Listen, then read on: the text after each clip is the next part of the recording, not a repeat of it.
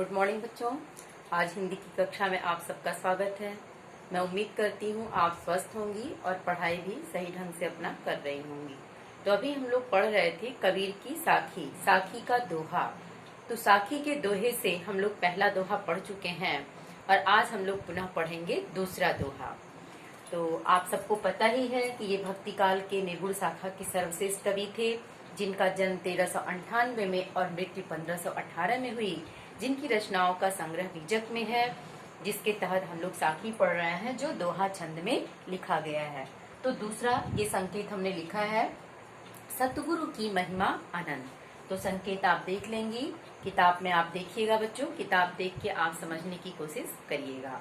तो अभी हम लोग पढ़ेंगे दूसरा दोहा। संकेत यहाँ स्पष्ट है, सतगुरु की महिमा अनंत। तो अब देखिए पहले दोहा पढ़ते हैं। सतगुरु की महिमा अनंत, अनंत किया उपकार, लोचन अनंत उखाड़िया, अनंत दिखावड़ हार। अब जैसा कि हमने आपको पहले दोहा पढ़ाते समय भी ये बताया था कि जहाँ एक ही शब्द दो या दो से अधिक बार आता है लेकिन उसका अर्थ अलग अलग होता है, वहाँ क्या होता है? यमक अलंकार। जैसे पहले पद में आपका बार बार शब्द 2 बार आया था, दोनों का अर्थ अलग था, तो यमक अलंकार था। ठीक वैसे ही यहाँ देखिए इस दोहे में भी आपका ये अनंत शब्द 2 या 3 बार आया है, इसका अर्थ भी अलग अलग है।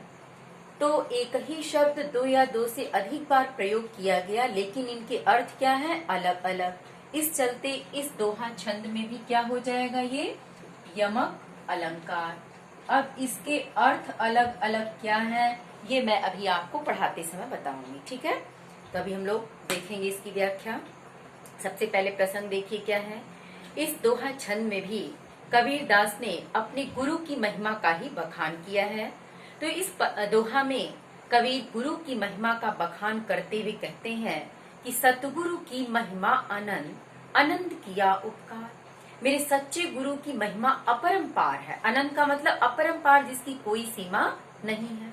ठीक, मेरे सच्चे गुरु की, सतगुरु की महिमा अनंत। सच्चे गुरु की महिमा क्या है? अनंत, जिसकी कोई सीमा ही नहीं है। अनंत किया उपकार, उन्होंने बहुत सारे उपकार मेरे ऊपर किए। अनंत, सतगुरु की महिमा अनंत यानी सीमा पार उनकी महिमा है, जिसकी कोई तुलना नहीं, जिसकी कोई सीमा ही नहीं। अनंत किया उपकार, इस तरह से सच्चे गुरु ने मेरे ऊपर बहुत सारे उपकार किए। अनंत माने यहाँ क्या हो गया? बहुत सारे उपकार किए। अब देखिए लोचन अनंत उखाड़िया। अब यहाँ अनंत का अर्थ दिव्य दृष्टि से है। यहाँ अनंत का अर्थ क्या है? दिव्य दृष्टि। इसके पहले अनंत उपकार माने बहुत सारे उपकार, और यहाँ महिमा अनंत यानी जिसकी महिमा ही अपरंपार है, जिसकी कोई सीमा ही नहीं है।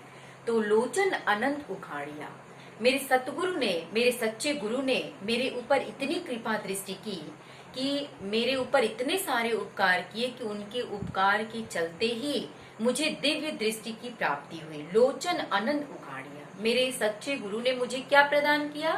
दिव्य दृष्टि प्रदान की। और अनंत दिखावड़ हार, अब यहाँ अनंत का अर्थ अनंत ब्रह्म से है। अब उन्होंने मुझे जो दिव्य दृष्टि प्रदान की, किसने? मेरे सच्चे गुरु ने। उस दिव्य दृष्टि के द्वारा ही अनंत दिखावड़ हार हम ब्रह्म के अनंत स्वरूप के दर्शन करने में सफल हो पाए। देखिए अनंत दिखावड़ हार का मतलब क्या है? ब्रह्म के अनंत ब्रह्म का स्वरूप या दर्शन। तो अर्थात जो मेरे सच्चे गुरु ने मुझे दिव्य दृष्टि प्रदान की, उस दिव्य दृष्टि के द्वारा ही हम ब्रह्म के विराट स्वरूप का दर्शन करने में सफल हो पाए। तो अब यहाँ देखिए गुरु की महिमा इसमें क्यों कबीरदास ने गाई है? अगर ये प्रश्न पूछा जाए कि इस दोहा छंद में कबीर ने अपने गुरु की महिमा क्यों प्रकट की है, तो इस दोहा छंद में कबीर ने अपने गुरु की महिमा इसलिए प्रकट की है क्योंकि उनके गुरु ने उनके ऊपर बहुत सारे उपकार किए और उस उपकार के कारण उन्होंने उन्हें एक दिव्य दृष्टि प्रदान की। देखिए अनंत लोचन, लोचन माने नेत्र होता है।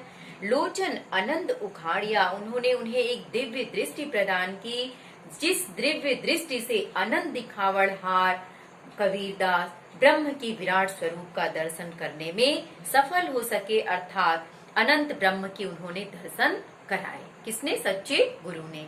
तो यहाँ किसकी महिमा गाई गई है इस दोहा छंद में?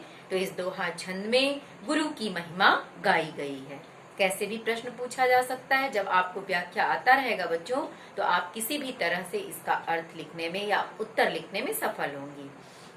अब मान लीजिए ये दे दिया कि प्रस्तुत दोहा का शीर्षक क्या है, तो इसका शीर्षक स्पष्ट है, साखी है। इस शीर्षक का रचनाकार कौन है? कबीरदास जी हैं। अब देखिए, अगर ये पूछता है कि इसमें कौन सा छंद है, दोहा तो लिखा नहीं रहेगा, बस ऐसी कविता आपको लिखी रहेगी। तो इस पंक्ति में आपका दोहा छंद है, क्योंकि जैसे पहली कविता मैं आपको बताई थी कि दोहा में प्रथम और तृतीय पंक्ति में 13 मात्रा, द्वितीय और चतुर्थ में 11 मात्राएं होती हैं। ये दोहा छंद की परिभाषा है। तो जैसे मात्रा लगाना मैं बताई थी, वैसे आप देखेंगी तो ये वैसे ही आपको स्पष्ट हो जाएगा। तो इसमें क्या है? दोहा छंद है। भाषा आपको स्पष्ट है, क्योंकि पूरी साखी ही या पूरी कबीरदास की रचना ही सधुक्कड़ी भाषा में की गई है।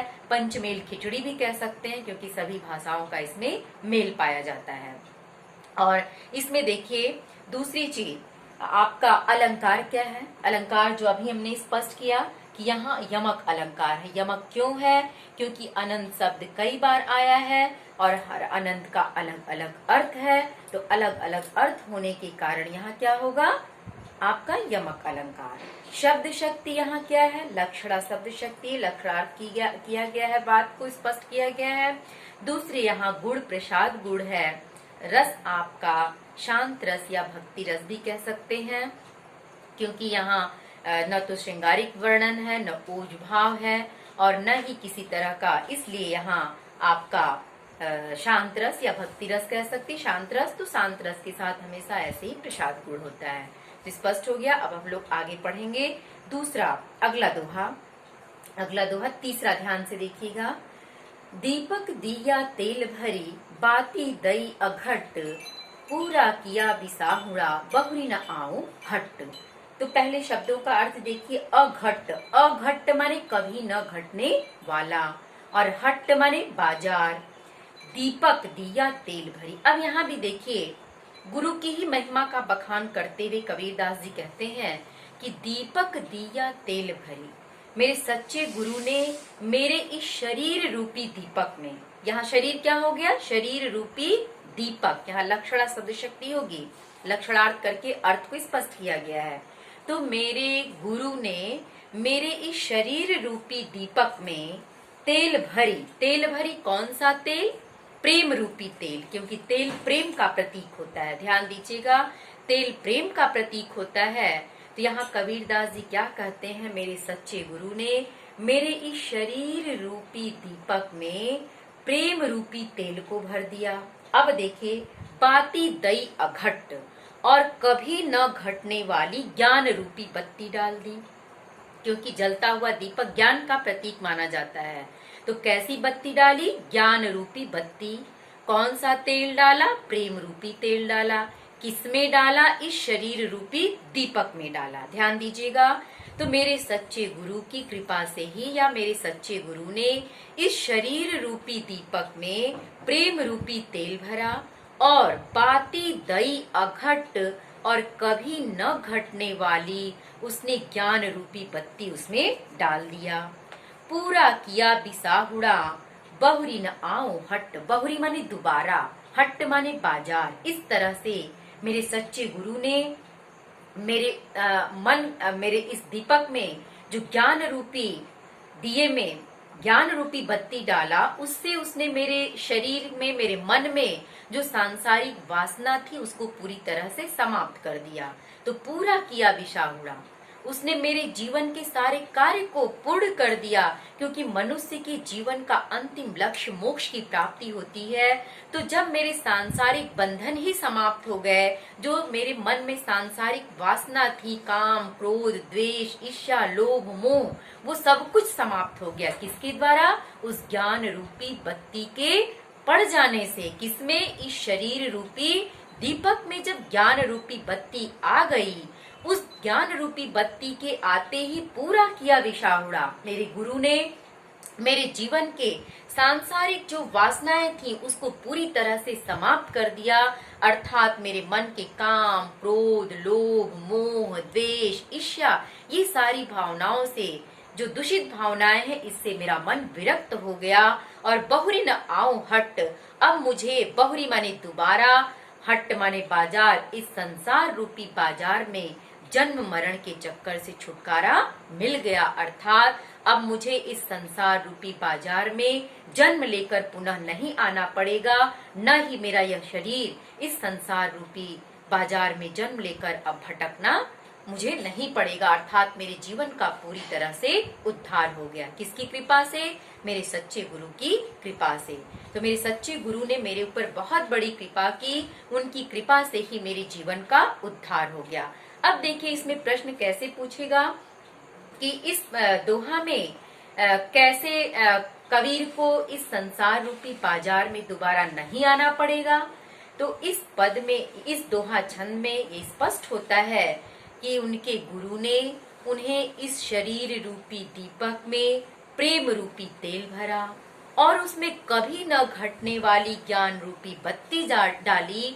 जब उस बत्ती से एक अलौकिक ज्योति प्रकाशित हुआ तो उस अलौकिक ज्योति के द्वारा उन्हें सांसारिक वासनाओं से मुक्ति मिल गई। उनके मन के व्याप्त काम, क्रोध, लोभ, मोह, द्वेष, ईर्ष्या सारी चीजें समाप्त हो गईं।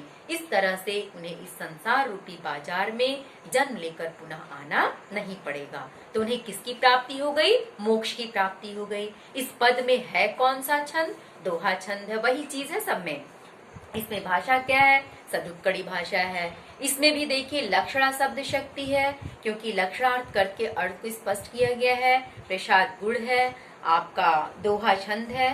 अब दीपक दिया, द शब्द की पुनरावृत्ति के चलते यहाँ अनुप्रास अलंकार भी हम कह सकते हैं, अनुप्रास अलंकार भी है।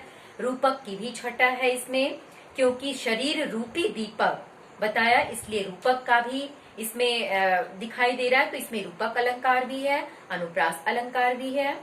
तो मुझे लगता है बच्चों आप समझ गई होंगी। तो आज के लिए सिर्फ यही दो दोहा, और अगले दिन हम लोग पढ़ेंगे चौथा दोहा। मैं उम्मीद करती हूँ बच्चों आप जरूर इसको कॉपी में लिख लीजिएगा, और इससे संबंधित जो दो प्रश्न, हर दोहे से एक एक या दो दो प्रश्न मैं पूछी हूँ, उसके उत्तर भी मैं आपको स्पष्ट की हूँ। उन दोनों प्रश्नों को जरूर लिखिएगा, उसके उत्तर भी लिखिएगा। Thank you.